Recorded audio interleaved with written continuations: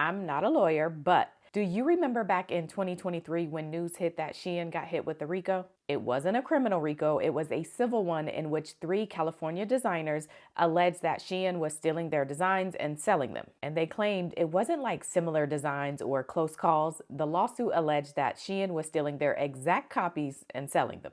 And why they said that this amounted to a RICO had to do with how SHEIN was allegedly stealing and selling those designs. Now, before we get into it, quick refresher, a RICO violation is when a group of people, also known as an organization, commit racketeering activities, and racketeering activities are just specific kinds of crimes. So not everything falls under racketeering, but some crimes do. And those racketeering activities were done for the purpose of benefiting that organization. So the group of people committed those crimes in order to benefit their group. So in this instance, the lawsuit was alleging that SHEIN and its 8 companies connected to it engaged in copyright and trademark infringement for the purpose of benefiting the SHEIN group, aka making them money. More specifically, the lawsuit alleged that while SHEIN is a clothing company, the reason it's so successful is because of its technology. It said that SHEIN has an algorithm that basically scans the internet for designs, particularly designs from smaller websites or like Etsy pages or just individuals selling things. The technology is then able to predict which designs will make SHEIN money, and so the company then produces that design and then begins selling it. According to the lawsuit, SHEIN starts off with a small amount to test out if the original designer will notice that their design has been stolen and file a lawsuit against them. But if the original designer doesn't notice,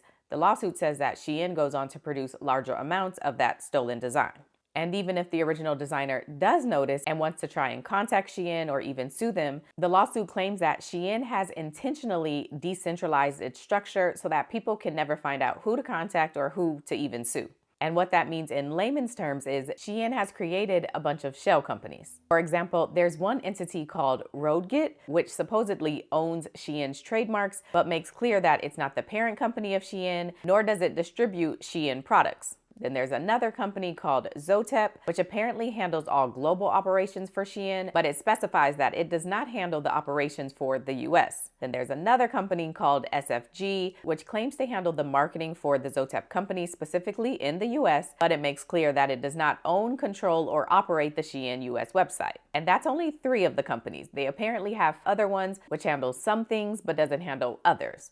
And so a person trying to reach out or sue SHEIN is confused as to who is the actual parent company or the company that they should be suing. So that's the background on the lawsuit that came out in 2023. So it's been about 2 years, and over the course of this time, things have been moving. SHEIN responded to the lawsuit, and then more people joined the lawsuit saying that SHEIN also stole from them. There's been some hearings, and the judge overseeing the case even set a trial date for February 9, 2026. But as of yesterday, September 9, 2025, it appears that a settlement has been reached. A notice was filed that says that at the conclusion of a mediation that took place on September 5th, 2025, all sides have agreed to the terms of a binding short-form settlement agreement. The agreement is being circulated for review and approval, and they anticipate that within 30 days, the plaintiffs will file a dismissal of the entire suit. All parties are asking for the hearing dates and the trial date to be vacated, meaning to be canceled. So that appears to be the end of that lawsuit. But I'm gonna check back in 30 days just to be sure. Do y'all remember when that lawsuit got filed? Have y'all still been shopping there?